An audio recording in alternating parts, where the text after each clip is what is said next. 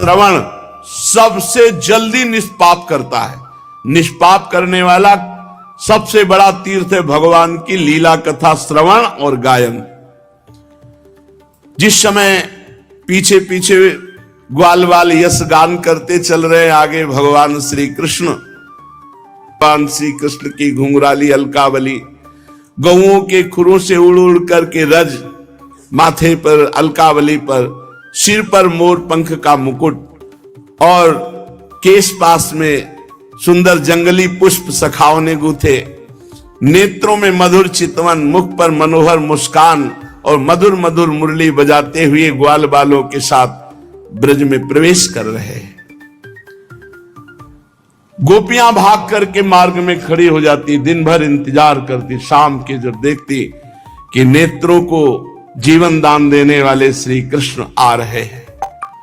गोपियों ने अपने नेत्र रूपी भ्रमरों से भगवान के मुखारविंद का मकरंद रस पान करके दिन भर के विरह की जलन शांत की।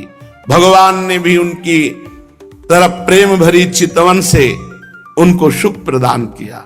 यशोदा मैया रोहिणी जी का हृदय वात्सल्य स्नेह से उमड़ रहा था। उन्होंने बलराम जी और भगवान श्याम सुंदर के घर पहुंचते ही इच्छा अनुसार उनको स्नान कराया, वस्त्र पहनाया, फिर खिलाया पिलाया। दोनों भाइयों ने माताओं का परोसा हुआ स्वादिष्ट अन्न भोजन किया। इसके बाद बड़े लाड़ प्यार से दुलार करके यशोदा और रोहिणी जी ने उन्हें सुंदर सैया पर सुलाया। भगवान श्री कृष्ण इस प्रकार वृंदावन में अनेकों लीलाएं करते। एक दिन अपने सखा ग्वाल बालों के साथ यमुना तट पर गए। उस दिन बलराम जी साथ नहीं गए थे। जब कोई विशेष लीला करनी होती थी तो बलराम जी को किसी न किसी बहाने से भगवान रोक देते थे।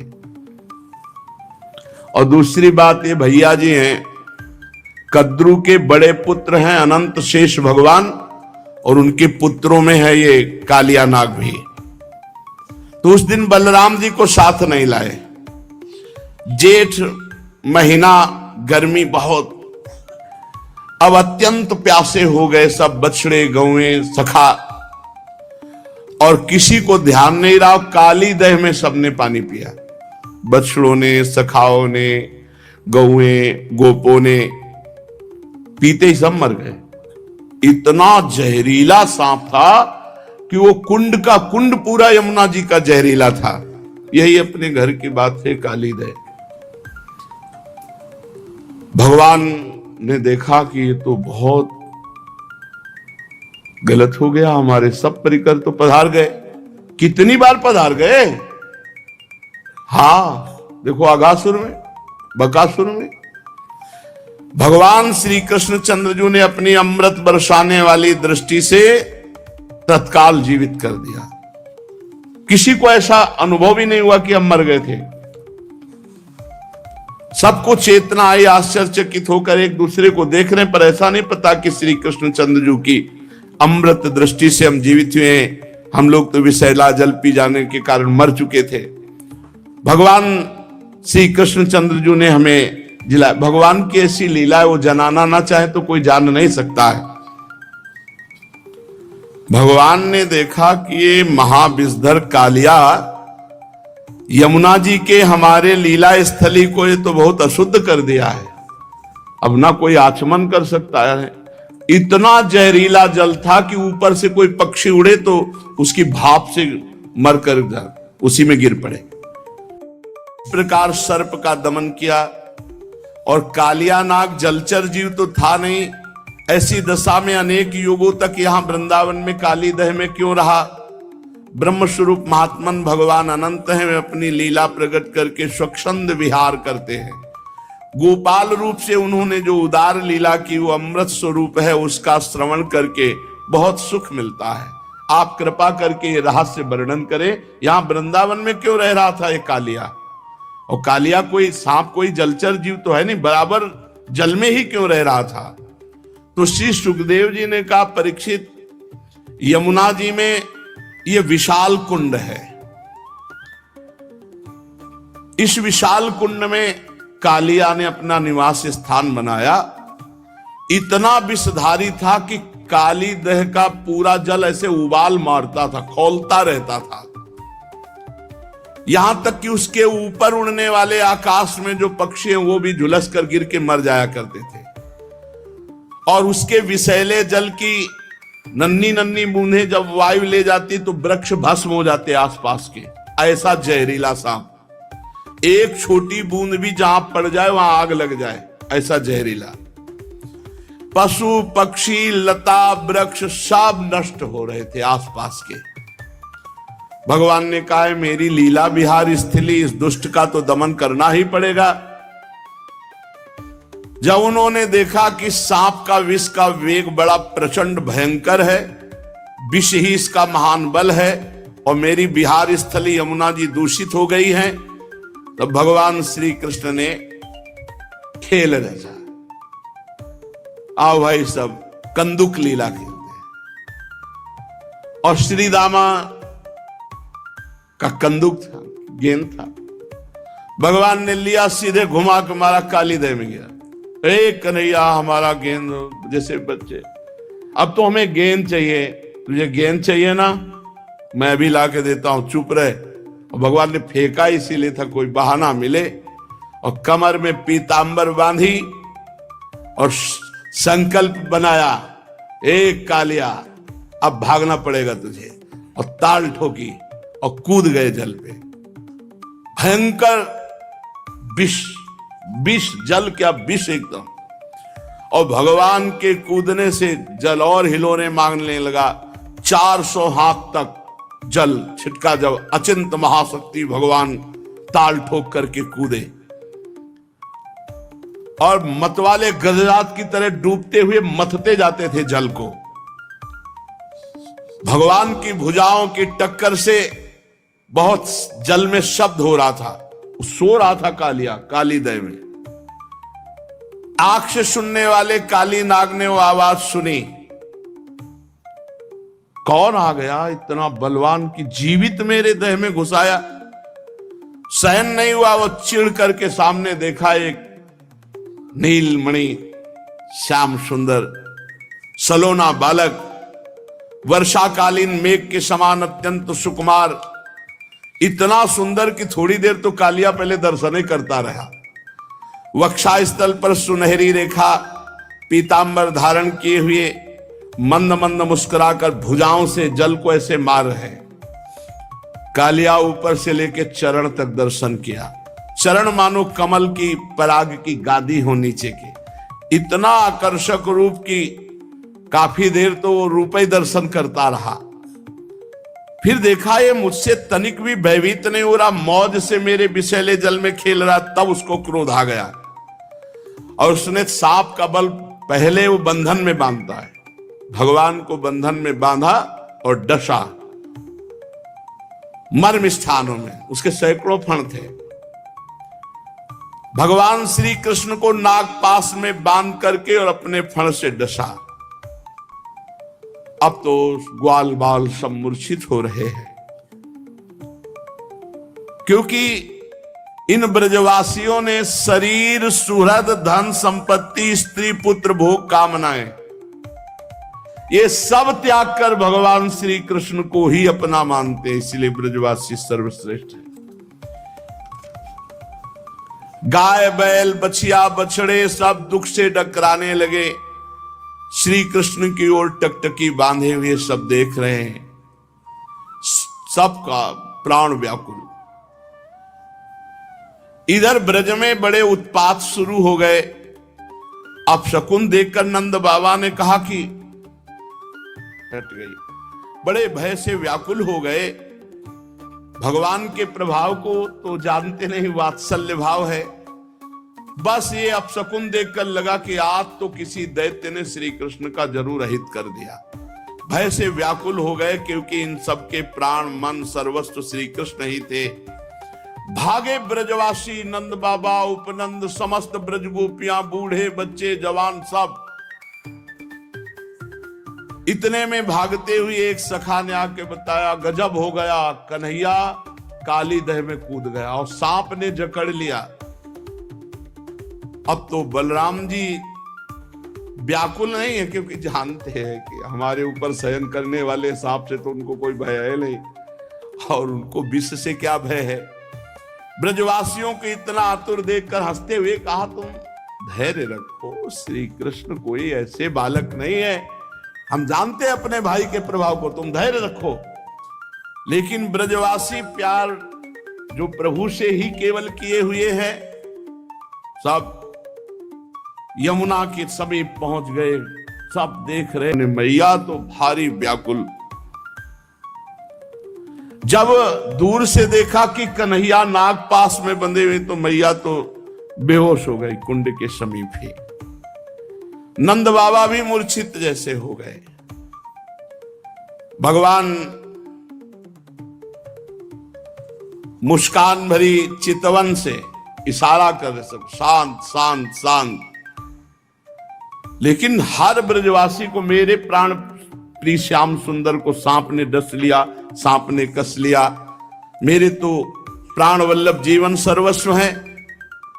जब यशोदा मैया को होश आता है, कूदने के लिए दौड़ती, फिर ब्रज युवतियां गोपियां पकड़ लेती है, अश्रुधारा, शरीर चेतनाहीन। फिर ब्रज गोपियां कहती हैं कि सुनो, छठवें दिन पूतना को मारा था, आप बल तो याद करो, आपके लाला का कोई ऐसा बल नहीं कि सांप मार डालेगा। पर अधिकांश तो धीरज बंधाने वाले नहीं थे, सब मूर्छित पड़े हुए थे। नंद बाबा के तो प्राण श्री कृष्ण थे, जब देखा सांप ने पकड़ रखा है, बहुत विकट। बलराम जी ने बाबा आप समझो, ये हमारे श्री कृष्ण कोई, पर कौन समझने वाला। तो बलराम जी ने अपनी भागवती शक्ति का प्रयोग किया, सबको जड़ता भाव, कोई कदम आगे नहीं बढ़ा सकता, नहीं तो इतने प्रेम में कोई समझा नहीं, सब काली देह में डूब जाते। अपने भागवतिक बल से सबको जड़ता भाव प्रदान कर दिया, सब एक कदम नहीं चल सकते। अब भगवान ने देखा कि हमारे ब्रजवासी जन तो बहुत दुखी हो रहे हैं, और सांप जो है बहुत प्रफुल्लित है कि हमने बांध लिया और काट लिया। भगवान ने अपने शरीर को मोटा किया, जे हुई उसकी नसें टूटने लगी, छोड़ के अलग खड़ा हो गया। फिर आग बबूला होकर के कालिया नाग ने फुफकार मारते हुए भगवान के ऊपर चोट की, नथुनों से विष की फुहारें निकल रही, यानी कि काटे तो जहर, कुछ सांप ऐसे होते हैं, ऐसे करते हैं तो धार जैसी विष की गिरती है। अब भी हैं ऐसे कुछ सर्प हैं, लाल लाल आंखें किए मानो भट्टी तप रही हो, और मुख से लपटें निकल रही थी। काली नाग अपनी दोहरी जीभ लपलपा करके दोनों ओंठों के किनारों को चाटता हुआ, विष उगलता हुआ भगवान के ऊपर प्रहार करता। और जैसे भगवान श्री हरि के वाहन गरुण जी सांपों से खेलते हैं, ऐसे श्री कृष्ण चंद्रजू खेल रहे, पैतरा बदलते वो प्रहार करता, अपने को बचाते। और ऐसे पैतरा बदलते कि हर बार उसके फड़ों पे भगवान थाप का प्रहार करते। अब उसका बल क्षीण होता गया, भगवान ने मारी थाप और छलांग लगाई और चढ़ गए फड़ों पर। कालिया का कितना सौभाग्य, जो मुनियों के हृदय में भी ध्यान में नहीं आते, वो सीधे चरणारविंद मस्तक पर। कालिया के मस्तक पर लाल लाल मणियां थी, सर्प मणि, उन मणियों से भगवान के चरणों की और शोभा हो गई। नृत्य गान समस्त कलाओं के आदि प्रवर्तक जगत गुरु भगवान श्री कृष्ण नृत्य करना चाहते हैं। ये देख करके देवता गंधर्व अपने अपने संगीत वाद्य, और भगवान उसके सिर पर नृत्य करने लगे। नृत्य के आचार्य आदि प्रवर्तक है, सब विद्याएं इन्हीं से प्रकट हुई। भगवान के प्यारे भक्त गंधर्व सिद्ध देवता चारण देवांगनाएं जब देखा भगवान नृत्य करना चाहते हैं, तब बड़े प्रेम से मृदंग ढोल नगाड़े दुंदुभियां पुष्पों की वर्षा करते हुए ये सब बज रहे, ताल के साथ भगवान नृत्य कर रहे उसके फड़ों पर। अखिल ब्रह्मांडों का भार लिए हुए भगवान उसके फड़ों, नस नस टूट गई, सारा अभिमान चूर चूर हो गया, मुख से खून उगलने लगा। और जो फण नहीं झुकाता तो ऐसी ठोकर मारते नाचते हुए एड़ी की बस खून उगल देता। प्रचंड दंडधारी भगवान के चरणों की चोट से कालिया नाग की जीवन शक्ति क्षीण हो गई, मुंह से नथुनों से खून उगलने लगा, चक्कर काटकर बेहोश हो गया। तनिक चेत होता, जहां आंख खोलता विष उगलता, भगवान जोर से चरणों की ठोकर मारते उसके फणों पर। नाचते नाचते भगवान ने उसका सब बल और अहंकार रौंद डाला। पुराण पुरुष महाबली भगवान श्री कृष्ण के चरणों पर खून की बूंदें ऐसी पड़ी पर नाचते नाचते भगवान ने उसका सब बल और अहंकार रौंद डाला। पुराण पुरुष महाबली भगवान श्री कृष्ण के चरणों पर खून की बूंदें ऐसी पड़ी थी मानो कालिया ने रक्तमय पुष्पों से भगवान के चरणों की पूजा की हो। तच्चित्र तांडव विरुगुण फलात पत्रो रक्तम मुखैरुर्वमन नृप भग्न गात्र स्मृत्वा चराचर गुरुम पुरुषम पुराणम नारायणम तमरणम मनसा जगाम। भगवान तांडव करते हुए फणों को उसके ऊपर छिन्न भिन्न हो गए। अब जब देखा कि बस मरने वाला ही हो तो उसे याद आई, हे पुराण पुरुष पुरुषोत्तम भगवान नारायण हमारी रक्षा कर। और ये पता नहीं कि वही चढ़े हुए हैं। भगवान श्री कृष्ण के उदर में संपूर्ण विश्व ब्रह्मांड भारी बोझ से कालिया का ये छोटा मोटा बलवान नहीं, गरुण से लड़ पड़ा था, गरुण जी से। और जब गरुण जी का प्रहार पड़ा तो भागकर यहां छुप गया। भगवान की प्रहार से सब अहंकार चूर हो गया, छिन्न भिन्न हो गए फण उसके। खून की उल्टी करती हुई भगवान नारायण का स्मरण किया। उसकी पत्नियां हाथ जोड़कर भगवान की शरण में आई, नाग पत्नियां चोटी खोल करके। यह अत्यंत दैन्य भाव होता है। और बड़ी घबराहट और पृथ्वी पर लौट कर साष्टांग प्रणाम किया। पृथ्वी पर लौट गई, हाथ जोड़कर प्रणाम किया और भगवान श्री कृष्ण से अपने अपराधी पति को मुक्त कराने के लिए वो स्तुति करने लगी। नाग पत्नियों ने कहा, न्यायो हि दंडः कृत किल विशेषमिस् तवावतारः खल निग्रहाय रिपोः श्रुतानामपि तुल्य दृष्टिर् धत्से दमं फलमेवानुशंसन अनुग्रहोऽयं भवतः कृतो हि नो दंडो असतां ते खलु कल्मषापः यद्दंड सूकत्व ममुष्य देहिनः क्रोधोऽपि तेनो ग्रहेव सम्मतः। प्रभु, मुझे पता चल गया आप अवतारी पुरुष हैं। उनकी पत्नियां कह रही, क्योंकि मेरे पति को इस दुर्दशा में पहुंचा देना किसी पुरुष की ताकत नहीं। ये परम पुरुष पुरुषोत्तम भगवान आपका अवतार हुआ। मैं अब जान गई, तो आपका अवतार दुष्टों को दंड देने के लिए हुआ है। और ये अपराधी था, प्रभु आपने दंड दे दिया, उचित है। प्रभु आपकी दृष्टि में शत्रु और पुत्र का कोई भेदभाव नहीं, इसलिए आप जो किसी को दंड देते हो वो उसके पापों का प्रायश्चित कराने और उसका परम कल्याण करने के लिए। हम लोगों पर बड़ा अनुग्रह किया जो आपने दंड दिया। यह है भक्ति, ये तो आपका कृपा प्रसाद है, क्योंकि आप जो दुष्टों को दंड देते हैं उससे उनके सारे पाप नष्ट हो जाते हैं। यह अपराधी है, इसमें तो कोई संशय नहीं प्रभु,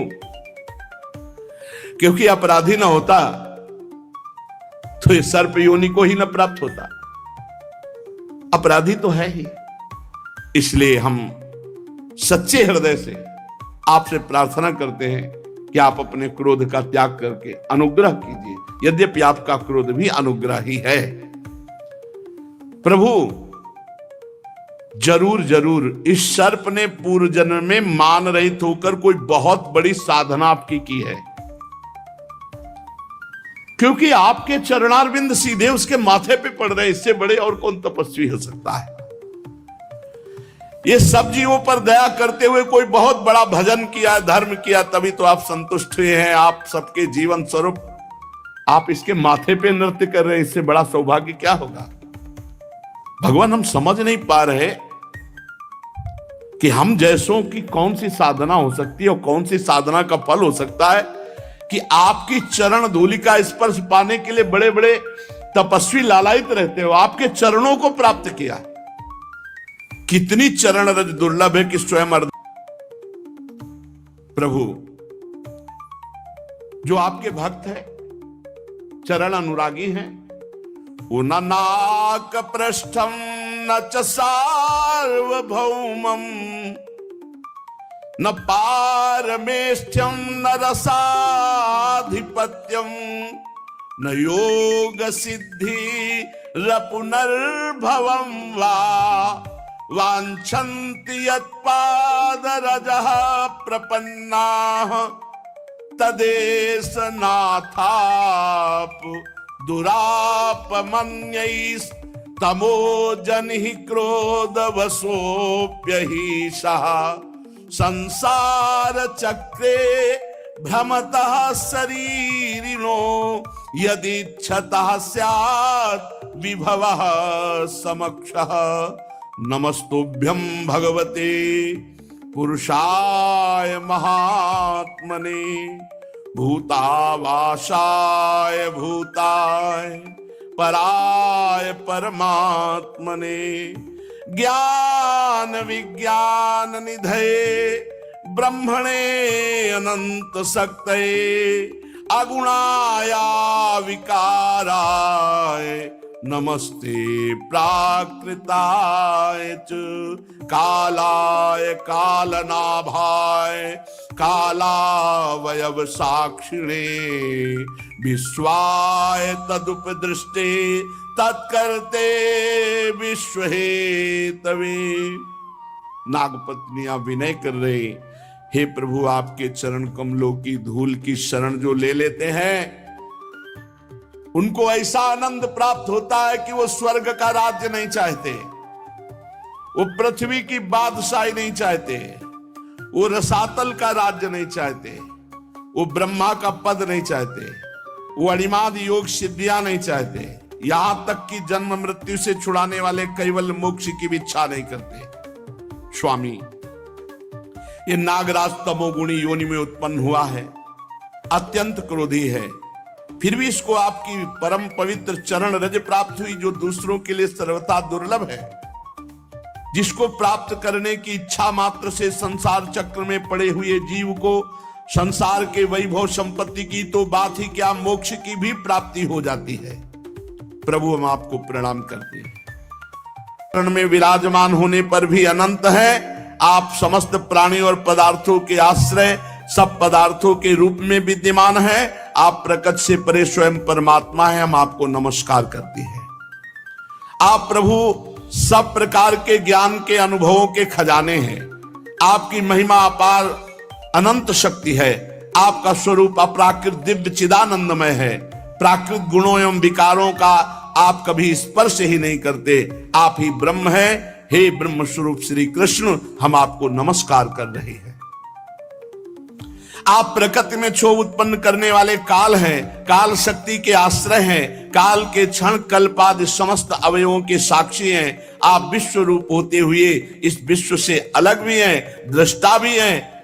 आप इस विश्व को बनाने वाले निमित्त कारण हैं और आप इस विश्व के रूप में बनने वाले उपादान कारण भी हैं।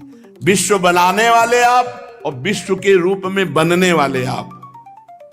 प्रभु, आप पंचभूत, उनकी तन्मात्रा, इंद्रियां, प्राण, मन, बुद्धि, सबका खजाना चित्ते आप हैं।